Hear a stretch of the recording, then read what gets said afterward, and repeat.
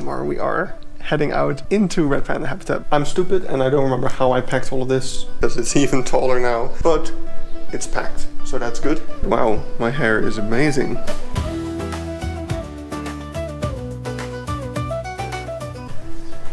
One other issue I do have is that my gums are a little bit upset and I could really use a toothpick, but that's like the one thing that I didn't bring. Somebody gave me a toothpick. We are ready to leave. Time to get my bags downstairs. So after we got all of our bags into the van, we headed out to the airport once again, this time towards the domestic departures, so we could get on our flight to Bhadrapur. Got to the airport. We did have to wait a little bit for the flight to depart, but eventually we could get in. And as we were being brought to the plane, we got such a great view of Kathmandu.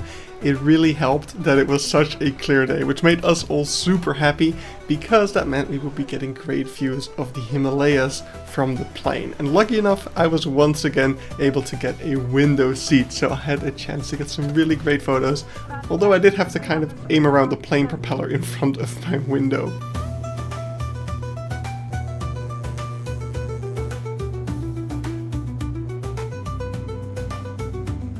The views from this flight were so freaking spectacular, even more so than the last. From start to finish, we got to see what feels like the entire mountain range of the Himalayas, including, of course, Mount Everest. And my pictures did have some spots on them, presumably from the window, but it was just so cool to see all this stuff. And just an experience that we'll never freaking forget. And in less than an hour, it was already over and we started descending, making our way down to the airport of Bhadrapur. And if it wasn't already obvious by all the tropical foliage like palm trees and banana plants, it was quite hot outside. It was 29 degrees Celsius.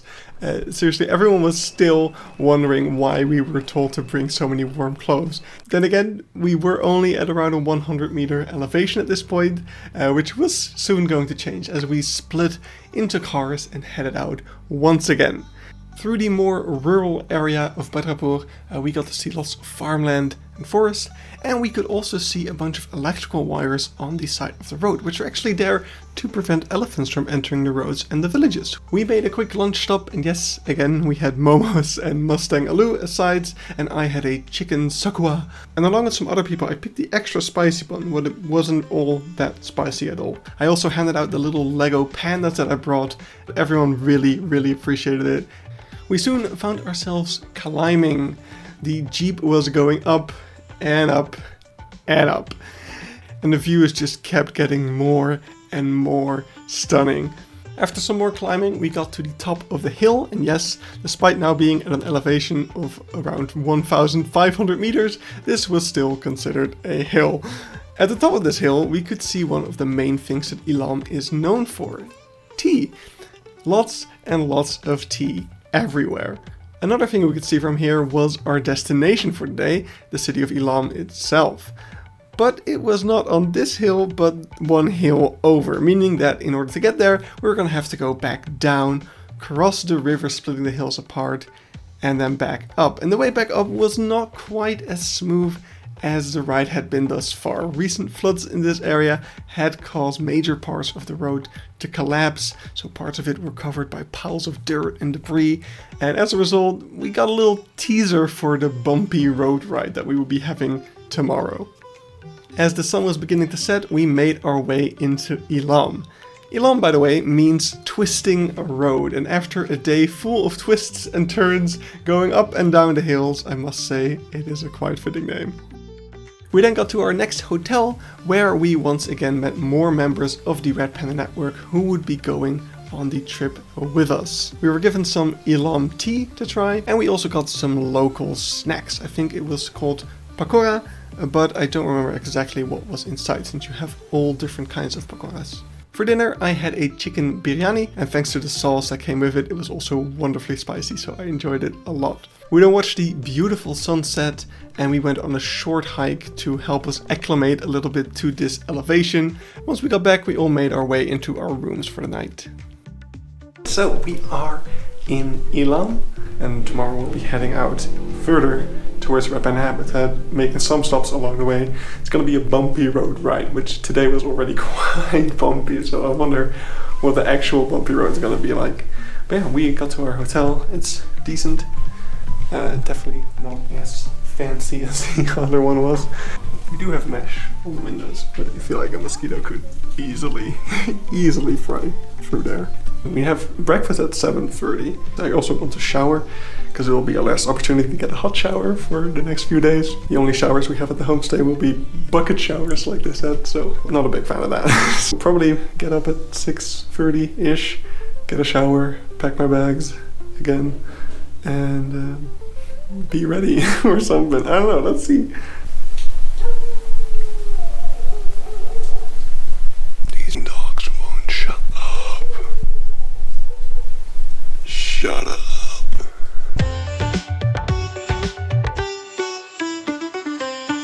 Seriously, what do they put in these beds that makes them so hard? Yeah, it's 6 a.m. I did not intend to be awake, but I'm gonna shower, maybe go for a morning walk. Let's see. There was no hot water, so I'm like, am I going to take a cold shower? And as I'm about to do it, the hot water turned on. Oh. So I had a lovely shower, really nice. We got an hour before breakfast, so I'm gonna just vibe a bit.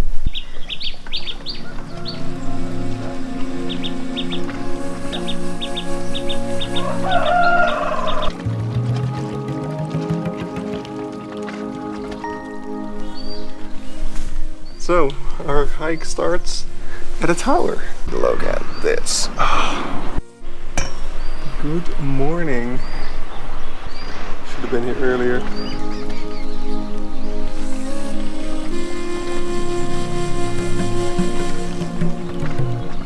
While we were waiting for our jeeps to arrive, we also got to see a number of really cool birds, like the oriental magpie robin, the red-vented bulbul, and the common tailor bird. Then it was time to leave. I enjoyed a little Jurassic Park moment, and we set off to our first stop, which was still in Ilam. It's one of several workshops Red Panda Network has where they make Red Panda rugs. I've been eyeing these rugs on the Red Panda Network store for a very long time, but I never bought one due to the high shipping costs from Nepal to Europe. It was so cool to actually see all the work that goes into making these. Each one of them is handcrafted, and not only is selling these rugs a great way to raise money for the Red Pandas, by training women in the profession of rug weaving and offering them jobs which have adjusted working hours that still allows them to pick up their kids from school, Red Panda Network actively helps these women become more financially independent, which in turn helps to fight against poverty, which in turn helps prevent deforestation and poaching, which is caused by poverty. So this initiative hits so many birds with one stone. I absolutely love it, and so did everyone else. We were constantly asking our guides, so can we buy it in Kathmandu? We could not stop talking about it. After driving a bit further, we got to our next stop, the justGoron tea house. These people own their own tea factory and export tea all over the world. They even won awards in France. Here we sampled some white tea and honey gold tea, both of which tasted really, really good. And then we were off to the factory to do a proper tea tasting. Here we also got our first bit of the truly bumpy road ride for the day as we drove through the tea fields themselves, but we did get to enjoy some amazing views from up here. The tea tasting consisted of 13 different kinds of green and 13 different kinds of black tea. And before you start worrying about my bladder, you don't have to drink a full cup of each. What you do is you take a cup and you put a spoonful of tea in it to taste, and then you put hot water in the cup to clean it and move to the next flavor of tea. And of course you don't get to know the name of the tea you're actually drinking until the very end, not to influence your taste. So you just take note of which number you like the most, and in the end they will tell you which type of tea it was. There were so many great flavors, but also some that immediately made me go, nah, that one's horrible. And then someone else would go, oh, was that number 10? Yeah, that one was super bitter. So it was just so much fun. We had a great time with all the eco-trippers. And in the end, I had a few favorites I really liked, so I ended up resampling a couple of them to pick a winner. And for me, that was the Autumn Black. So I bought a bag of that to take home with me. You also got a short tour of the factory itself, where you could see where the tea leaves were being dried, rolled, sorted, and in any other way processed. And there were piles of tea literally everywhere. It was truly something to behold. But that concluded our little excursions for today. It was time for the real bumpy road ride. And while yesterday's route had 1 or 2 sections where we could see the effects of the recent monsoons, here there were constant reminders. Everywhere we drove, we saw landslides, debris, boulders moved to the side to make space for the cars again. It was actually quite spooky going over these roads, but just like with the taxis in Kathmandu, I had full faith in the driver and I never really felt unsafe going over these roads. I instead just enjoyed the scenery. There was beautiful nature all around, and as is the case everywhere in these mountains, the views are just immaculate. I am, however, very glad I don't get carsick easily, because otherwise it would not have been a fun ride. We stopped for lunch and were given a traditional welcome, complete with a malas, a marigold necklace. The lunch here marked the end of fancy hotel meals with tons of choices. We were given dal bhat, rice with lentil soup and also some curry, which we better get used to. With only half an hour of driving left, we joked that the worst of the driving was behind us, he said right before walking into Mordor. Little did we know that the worst was yet to come. They are literally digging out the road for us. The collapsed road here was actually still being dug out. We were literally the first people in weeks to cross this road. If you can even call it a road, because it felt like there were still several meters of debris still covering whatever is left of the road underneath. But after passing it, we did find ourselves on somewhat of a normal road again, for the most part at least. And with that, we finally made it to Dobato, the place where we will be staying the next few days.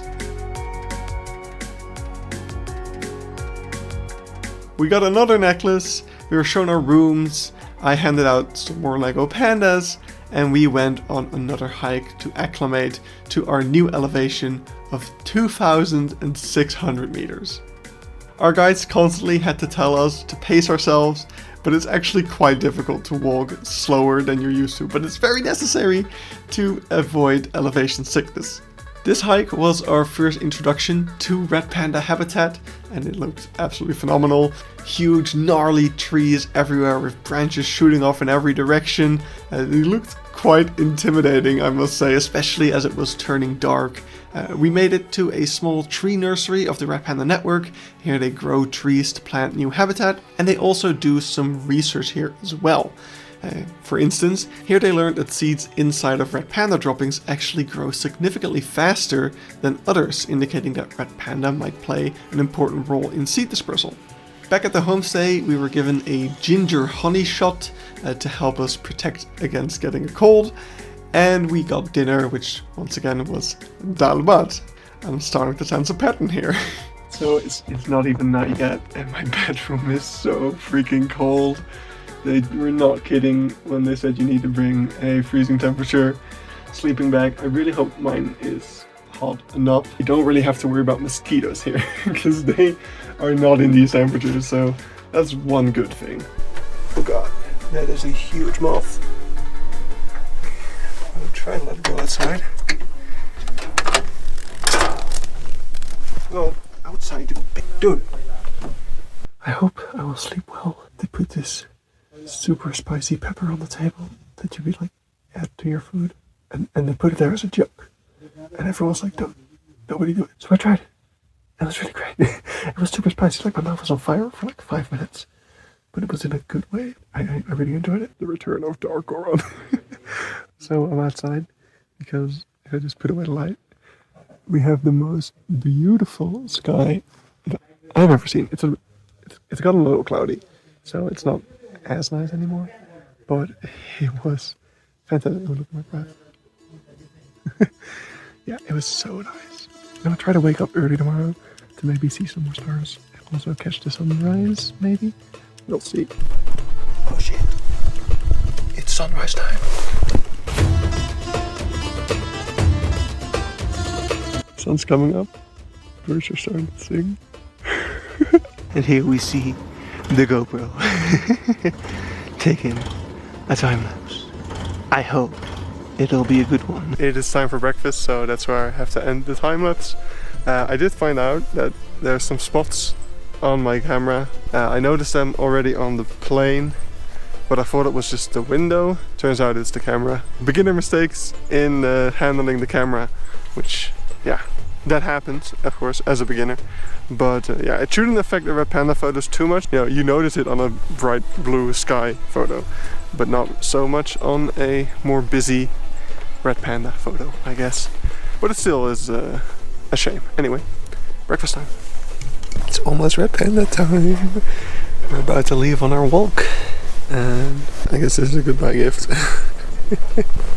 She's purring so much. We left in the same direction as last night's acclimation hike, doing some birding along the way. My pictures are pretty terrible, but here's a blue-fronted redstart and a dark-breasted rosefinch. After passing the tree nursery, we got onto this cobblestone path, which almost made me more uncomfortable than all of yesterday's roads, to be honest.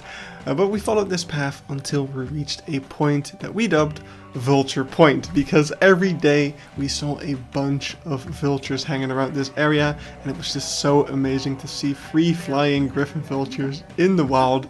Truly spectacular. Even if we didn't see pandas today, I would still have just been happy just seeing these. After resting up a bit, we continued hiking along the path, taking in the sights and the beautiful nature. We also found some droppings, either belonging to marbled cat or leopard cat, as well as a larger one belonging to leopard, which is just crazy to think about that a leopard has walked where I'm walking right now.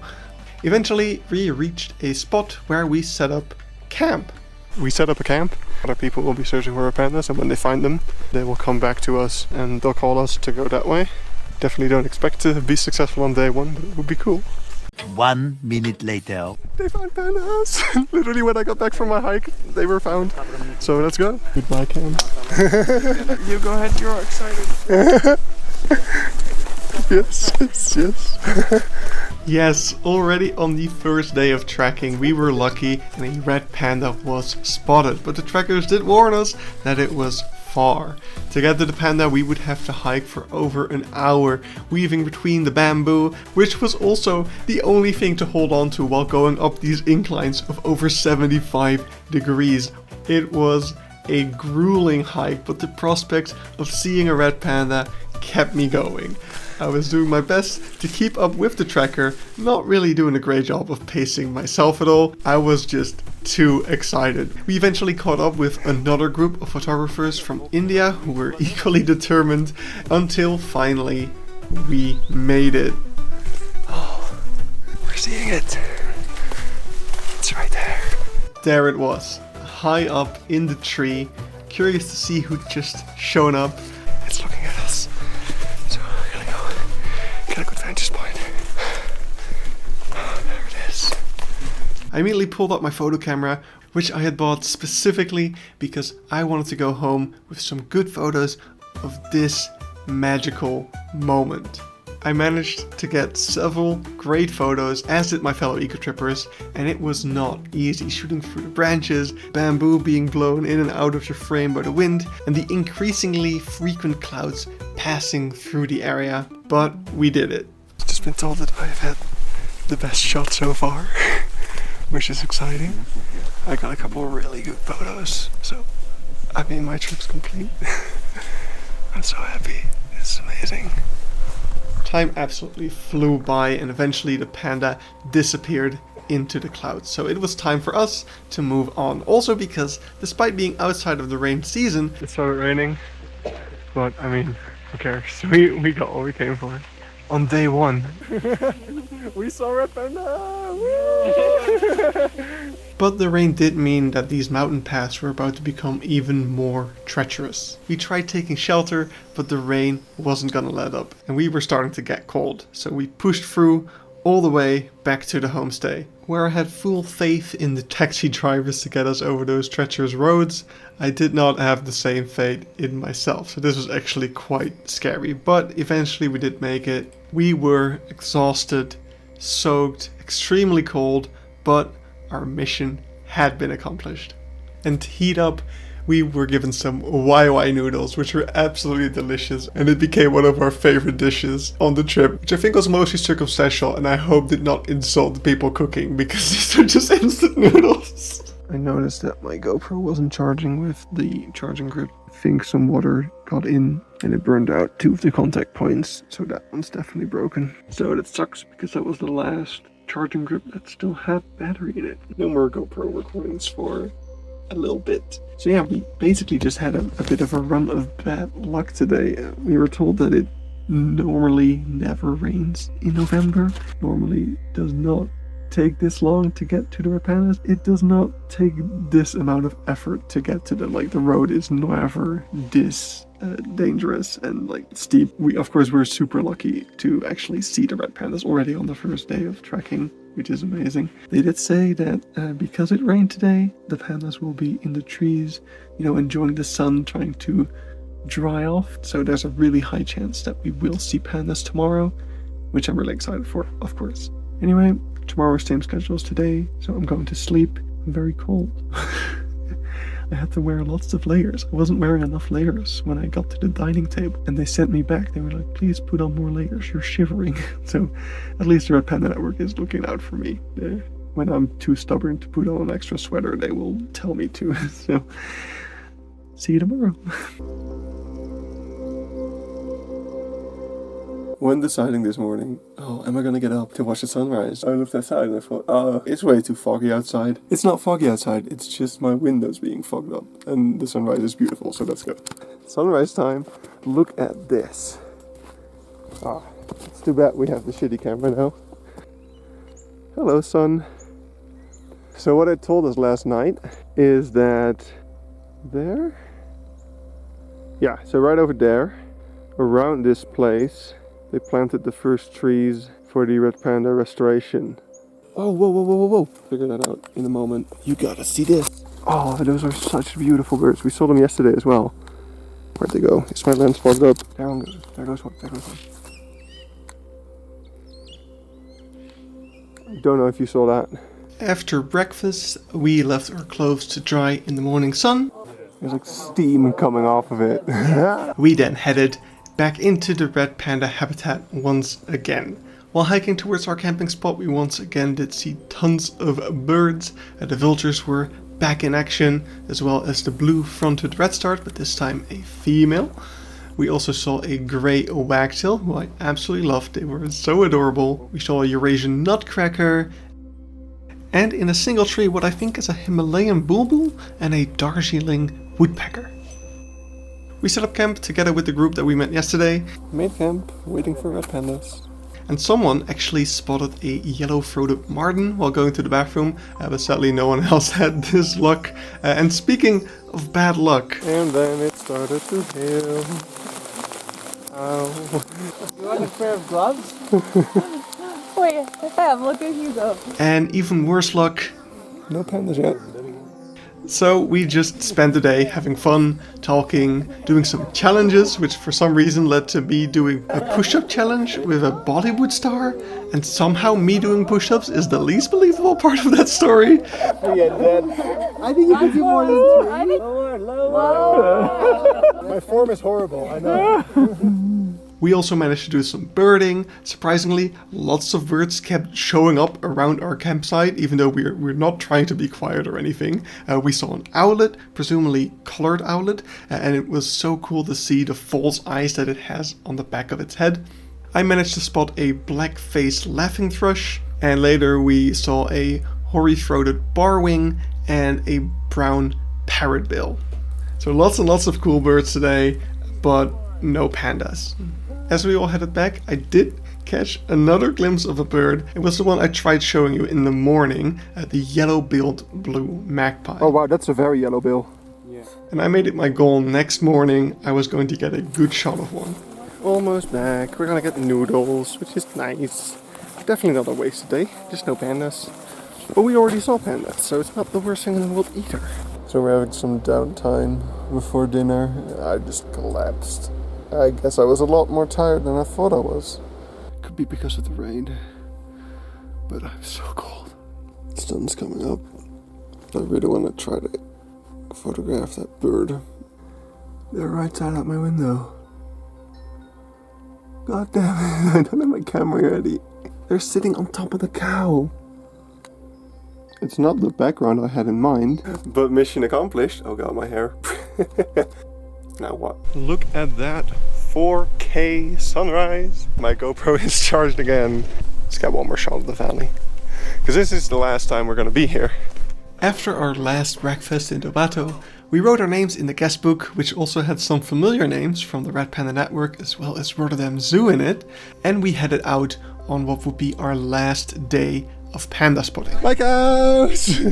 Since it was the last day, our guides picked up a camera trap that they had placed, hoping to let us see something like a leopard, but all the camera trap picked up on was a barking deer. There is definitely more out here though, as we again found some fresh droppings on our trail that weren't there the day before. Yeah, it's a cat. There's here. Of course we're gonna look at feces. Ah, this is fresh. You see the furs? This shows that it's a carnivore. Cats are their smaller segments. Yeah. And the dogs are pretty longer. And they have a tip. There's a part of a pug mark as well. Oh, it's his own paw print? Yeah. And the thing with the cats is that, this is smelling bad.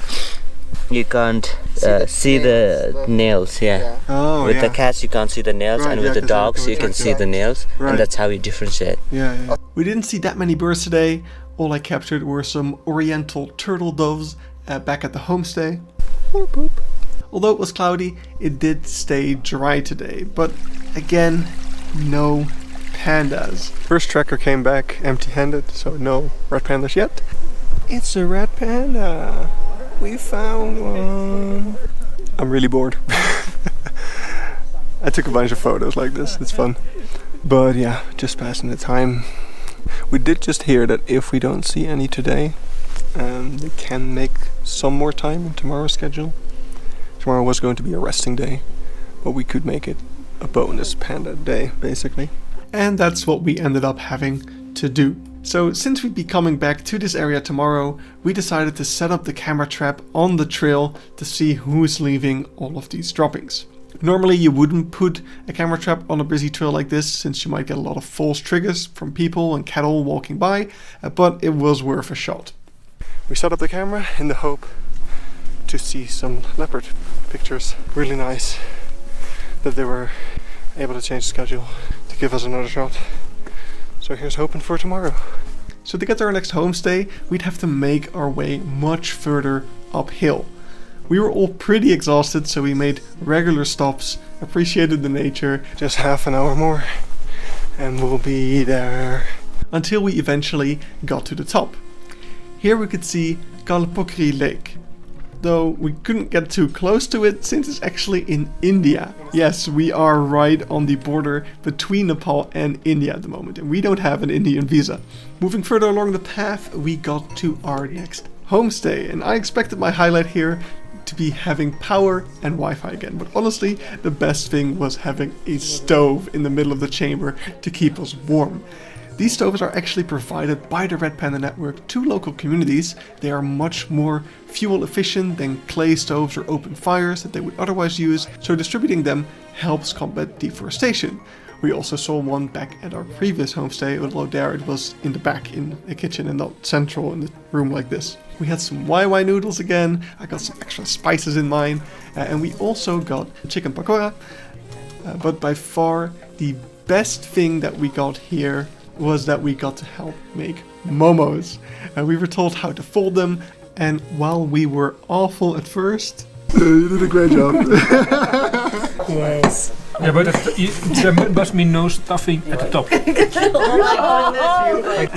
like so hard. She has to look away. Most of us did get the hang of it eventually. Better than the first one.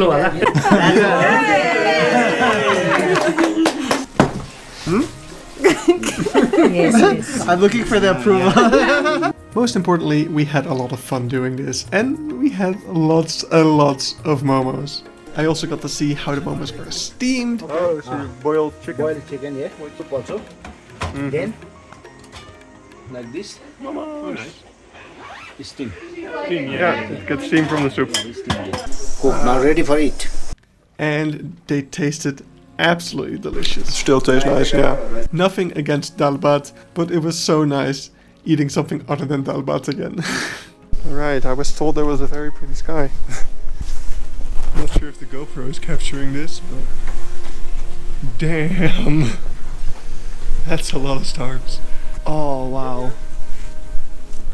Once your eyes start adjusting to it, oh, this is Wonderful, isn't it? easily the most beautiful thing I've ever seen. I'm actually crying. This is so beautiful.